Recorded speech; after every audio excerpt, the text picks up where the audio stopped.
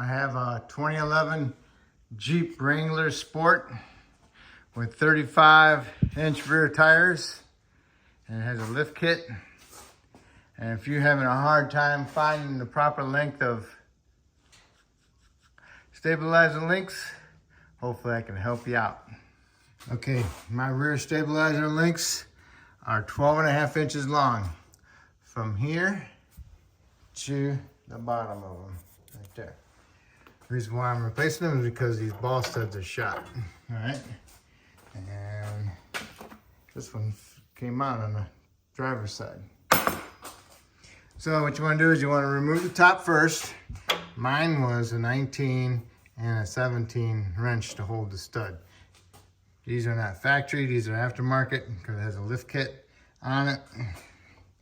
So now I've undone both sides.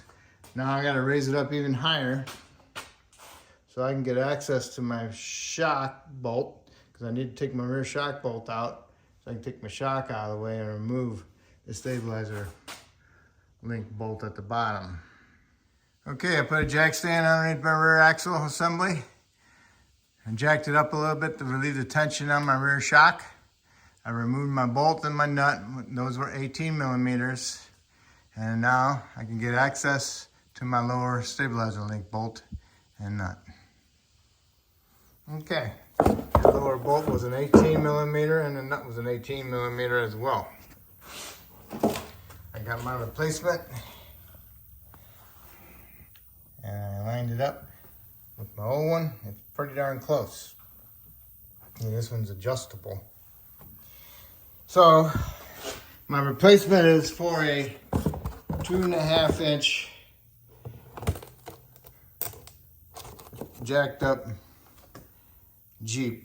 Okay, and here's the part number. I got it from Amazon, and that's the part number.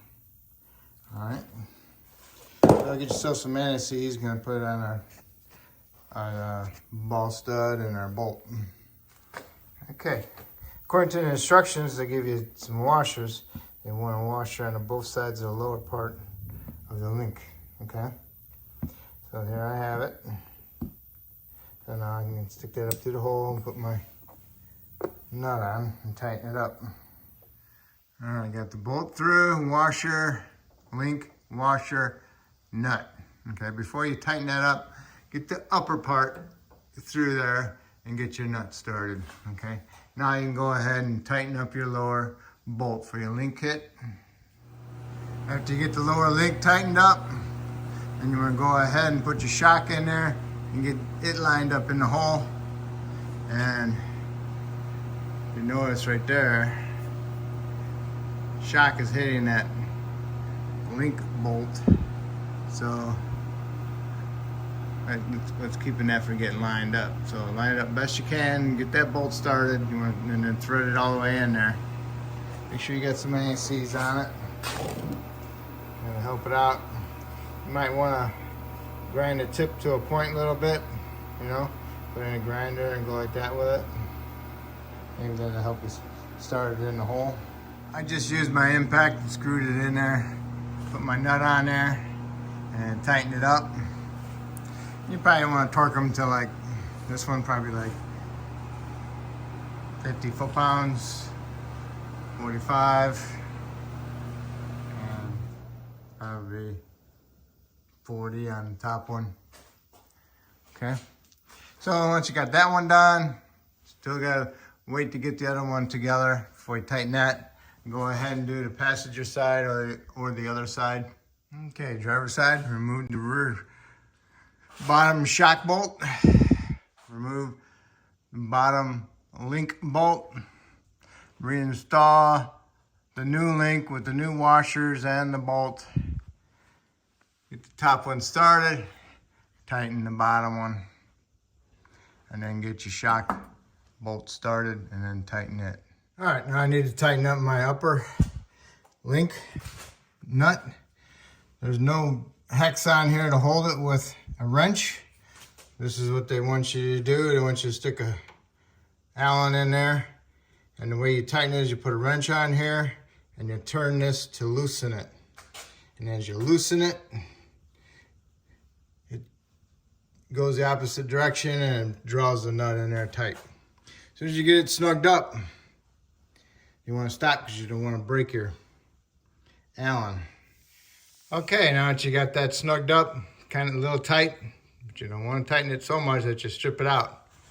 So now that you got it snugged up, now you want to get your impact in there and you want to tighten it. Put it on there and give it a couple quick wraps. That way you're making sure it's tight, okay? Because you don't want to sit there and spin it with your impact, because then you'll create heat inside that ball stud and wear it out, okay? Just giving you ideas of how I do it. Okay, that baby tight. It ain't going nowhere. All right, now we can put our tires on and then snug the lug nuts up, and then you want to torque them to 100 foot-pounds. And hopefully I helped you out with these rear stabilizer links, and hopefully I helped you out finding the correct ones to put on there, because I know I had a hard time. All right, hopefully I helped you out. If I did, that's awesome. Hopefully you can help me out by subscribing to me, and I appreciate it, and have a good day.